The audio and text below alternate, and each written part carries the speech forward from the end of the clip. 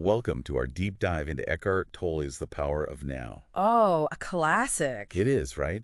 Yeah. We're going to unpack some of the core wisdom of this book Right.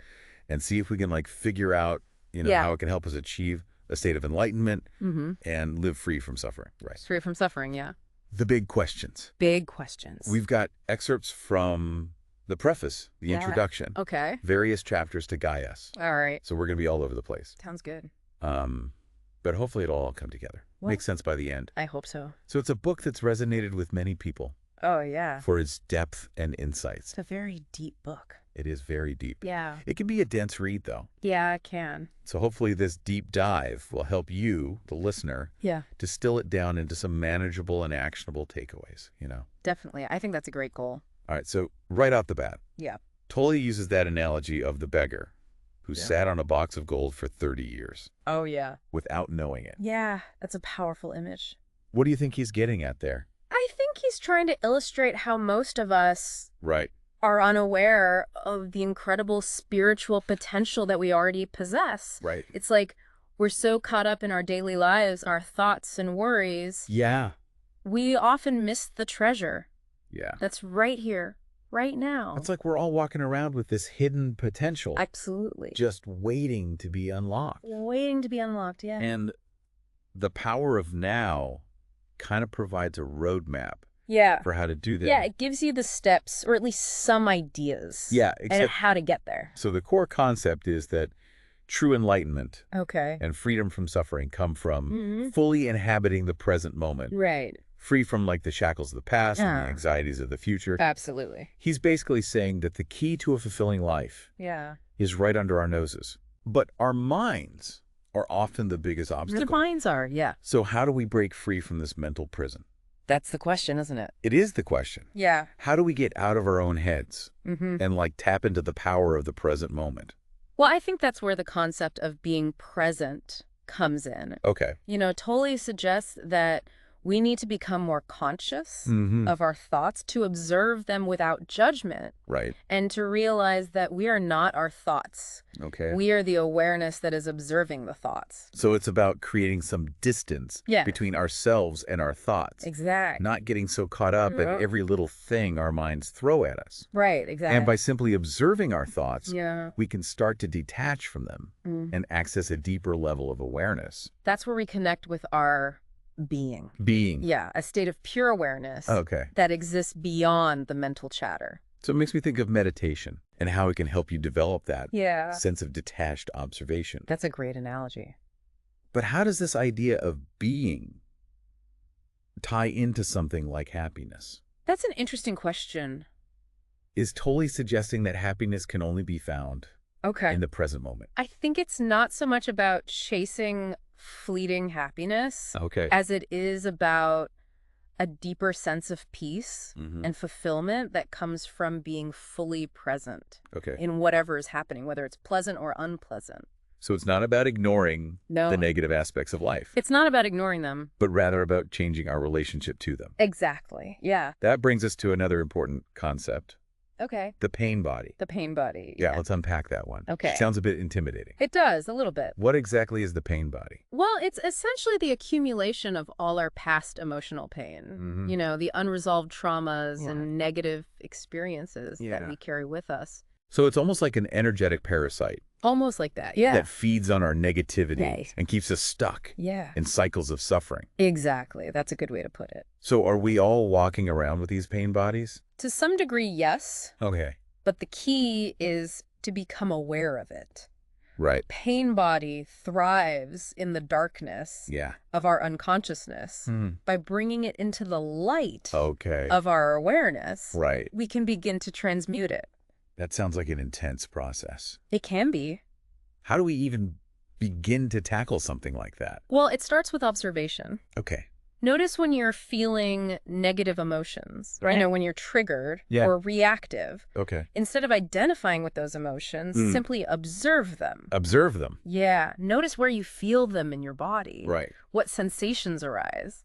So it's about becoming a kind of observer Exactly. of our own inner world. Of your inner world, yeah. And through that observation, All right. we can start to detach from the pain body and reclaim our energy. Paulie also mentions that being around highly conscious individuals like spiritual teachers can help accelerate this process of transformation. Right. Why do you think that is? Well, imagine holding a small candle flame next to a roaring bonfire. Right. The smaller flame is naturally drawn towards the larger one, and eventually it becomes one with the larger flame. Okay. Similarly, when we're in the presence of someone who embodies a high level of consciousness, their energy can help to ignite and amplify our own inner light. So it's like their presence helps us to access Yeah. a higher state of awareness Exactly. that we might not be able to reach on our own. It can be a powerful catalyst for spiritual growth. It's important to remember, though, that ultimately the work of transformation is an inner journey. It is an inner journey. Yeah. So we can't just rely on others to fix us. You can't just outsource it, right? You have to do the work yourself. We have to be willing to do the inner work ourselves. Yeah, absolutely. It's about taking responsibility for our own inner state. Yeah. And choosing to cultivate presence and awareness in every moment. In every moment, yeah. And that sounds like a lifelong practice. It is a lifelong practice, yeah. But even small moments of presence can have a profound impact on our lives. They can. And the more we practice, the more natural it becomes to access that state of peace and clarity. Yeah. One of the things that struck me while reading The Power of Now is how Tolle talks about the way our minds create problems. It's almost as if we're addicted to having problems. That's a good point. Right. Yeah. What do you think about that? Well, Tolle suggests that our ego, that false sense of self we were talking about earlier, actually thrives on problems. Why is that? I think it's because problems give the ego a sense of identity. Okay. It needs problems to feel important, to feel needed. So without problems, the ego feels threatened. It feels threatened, yeah. So by focusing on the present moment, we're not just finding peace. We're also dismantling the ego's grip on our mind. On our minds, yeah. And by choosing not to create more problems, we cease polluting our inner and outer world with negativity. No negativity, yeah. That's such an important point. It is. It's like it connects our inner state to the state of the world around us. It connects the inner and the outer. Yeah, exactly. Yeah. I'd love to explore that idea further. Yeah. But we'll save that for the next part of our deep dive. Okay. For now, I want to thank you, the listener, for joining us. Yes, thanks for listening. And invite you to reflect on what we've discussed so far. What is your relationship with your mind like right now? Yeah. Are you caught up in the past? Right. Or worrying about the future? Yeah. Or are you able to find moments of peace and presence in the midst of it all? Yeah, think about it. Give it some thought. All right. We'll be back with part 2. See you then. It's interesting how the power of now draws wisdom from all these different spiritual traditions. It really does. Like he quotes Jesus and Buddha. Yeah. Even the Tao Te Ching. It's pretty great. It's like he's saying this truth has always been here. Right. You don't need to search in far-off lands or subscribe to any specific dogma. Yeah, exactly. It's within you right now. It's about accessing it, I guess. That's it. And one of the ways he encourages us to access this truth is through silence. Yes, he talks about paying attention to the silence between the sounds, the spaces between words, and how that can open us up to a deeper awareness. It reminds me of when you're truly listening to someone. Yeah.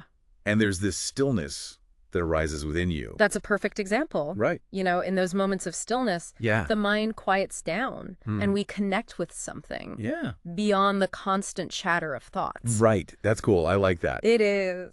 He also talks about connecting with nature. Yes. As a way to tap into the power of now.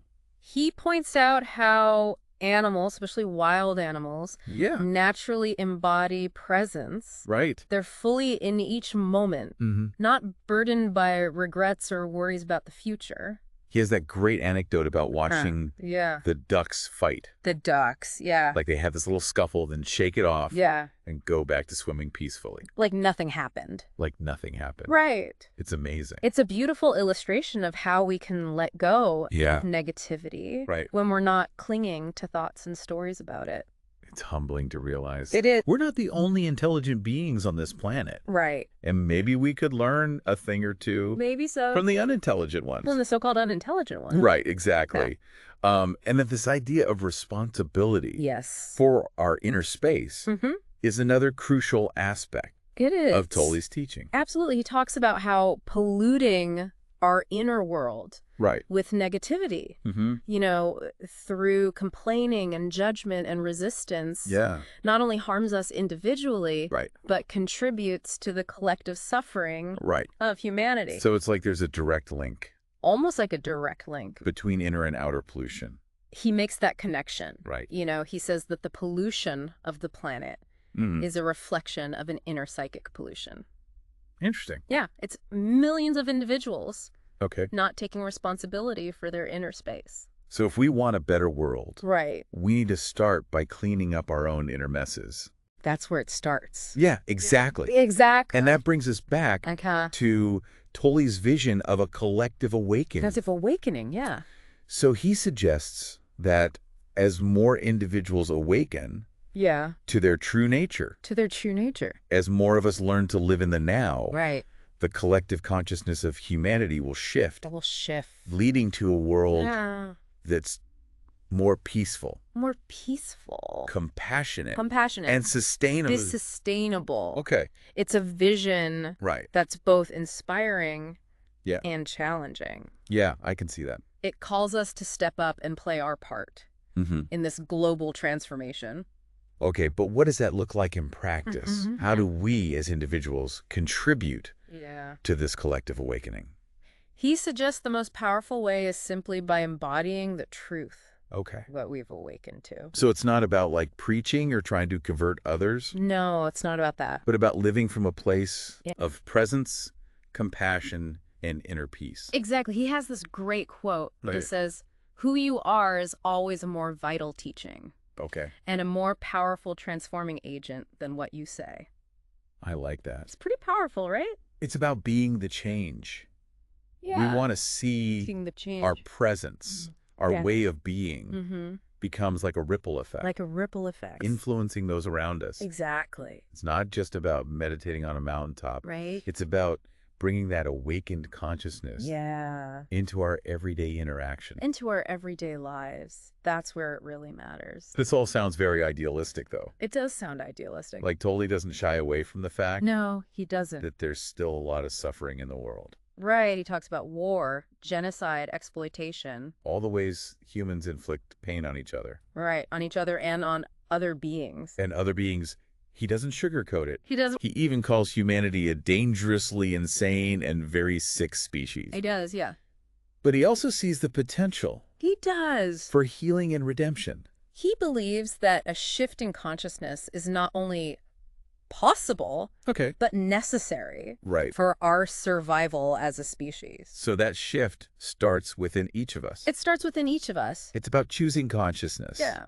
Over unconsciousness. Because unconscious presence over the ego's grip on our minds. In our minds, yeah. Now, all this can feel a bit overwhelming. It can be a lot to take in. But Tolle reminds us that we don't have to do it all at once. We don't. Like he advocates for taking small steps. Small steps. He even suggests simply taking a few conscious breaths. Just breathe. Inhaling peace. Inhaling peace. Exhaling suffering. Exhaling suffering. As a way to begin. As a way to start, yeah. So it's about cultivating those moments of presence. It is. However fleeting they may be. However fleeting, right? And as we practice. As we practice. Those moments will naturally expand. They will. And our awareness will deepen. Our awareness will deepen, exactly. He emphasizes that there's no need to judge ourselves. No. Or get discouraged right. if we fall back into old patterns. It's all part of the process. It's about gently guiding ourselves. Yeah. Back to the now again and again. Back to the now again and again. That's the key.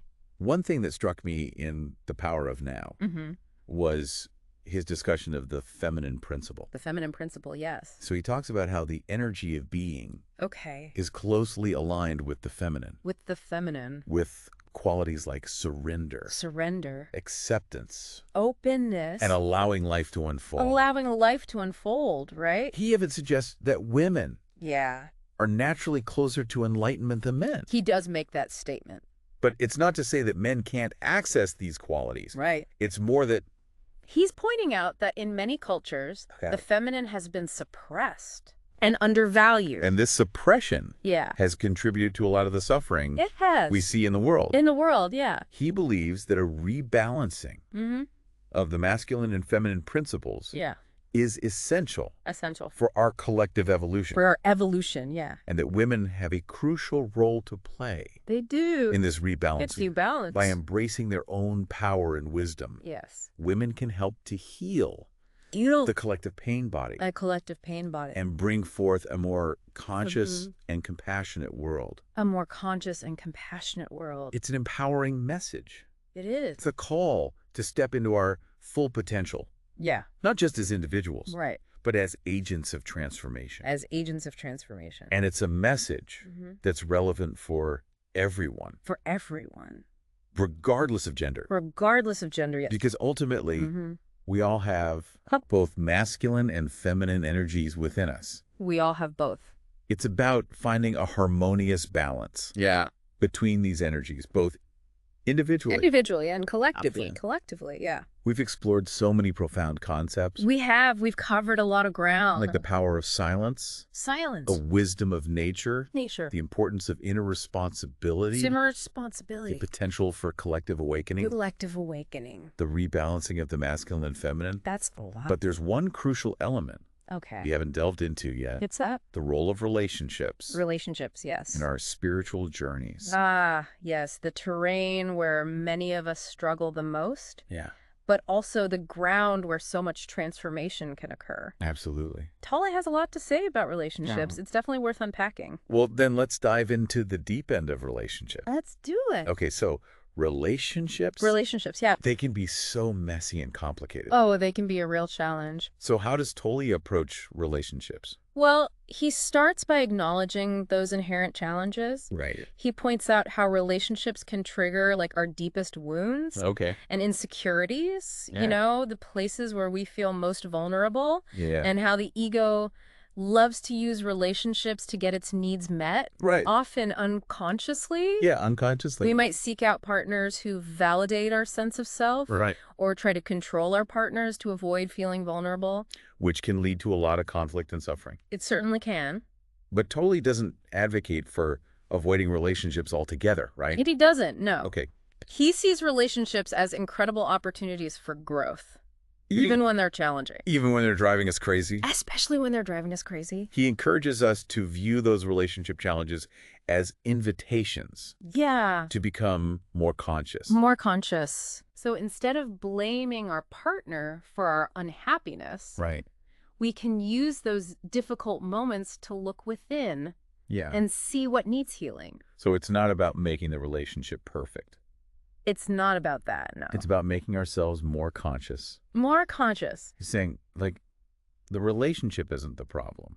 Right. Your unconsciousness is the problem. Exactly. So when we bring presence and awareness to our relationships, they can become powerful vehicles for transformation. Yes. But how do we actually do that? It's a good question. Where do we even begin? He emphasizes the importance of taking responsibility for our own emotions. Okay. Not blaming our partner, even if they said something that triggered us. Yeah, okay. You know, he suggests when we feel triggered or upset, we pause. Okay. And ask ourselves, what's going on inside of me right now? Okay. What's this emotion trying to teach me? That sounds pretty challenging. It can be challenging, especially in the heat of the moment. Yeah. But with practice, it gets easier to observe our emotions without getting swept away. Okay. And from that place of observation, we can choose a more conscious response. So instead of reacting defensively or trying to control our partner, we can communicate our needs and feelings. With clarity and compassion. That's where that surrendered action comes in again. It is acting from a place of presence and awareness rather than from the ego's need to be right or in control. Okay, this all makes a lot of sense. But what about when you're dealing with a partner who isn't interested in doing any of this inner work? That's a tough one. What then? Well, Tolle acknowledges that not every relationship is meant to last. Okay. Sometimes the most conscious choice is to walk away. So it's not about staying together at all costs. Not at all costs. Even if it's causing us pain. Yeah. Right. It's about honoring your own path. Yeah. And choosing what's best for your spiritual evolution.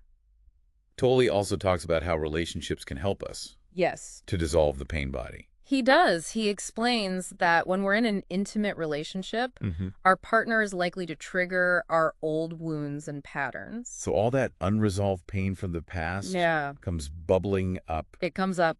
To the surface. It does. But instead of seeing this as a bad thing, right, he suggests it's an opportunity. An opportunity. For profound healing. Yes. By working through those triggers with our partner, we can actually release the pain that's been holding us back. Exactly. The relationship becomes like a crucible. Oh, wow. For transformation. We talked about the feminine principle earlier. Right. How does that concept relate to relationships? Well, Tolle believes that a healthy relationship requires a balance of both masculine and feminine energies. It's not about one partner being the man. No, it's not about that. And the other being the woman. Right. It's about each person expressing both those qualities. Expressing both. He also talks about how women, in particular, can help to awaken men. Awaken men. To their own feminine side. To their feminine side. By embodying their own receptivity, compassion, and intuition. Exactly. So it's like a reciprocal awakening. It is. With each partner helping the other become more whole. More whole. I think we've successfully navigated the deep waters. We did it. Of Eckhart Tolle's The Power of Now. It was a journey. We've explored the core principles. We did. The practical tips. Practical tips. And the transformative potential of living in the present moment. The present moment. We've also seen how relationships, while often challenging, can become profound paths for growth. Absolutely. And awakening. Awakening. And this is just the beginning of the exploration. The beginning. We encourage you, the listener, to continue reflecting on the ideas we've discussed. Reflect on them. Experiment with the practices Tolle suggests. Experiment. And see how bringing the power of now into your own life can create positive change. Positive change. Both within you and in the world around you. In you and the world. Thank you for joining us on this deep dive. It's been a pleasure. Until next time. Yes. That you find peace and presence. Peace and presence. In the unfolding of this very moment. This very moment. Goodbye. Goodbye.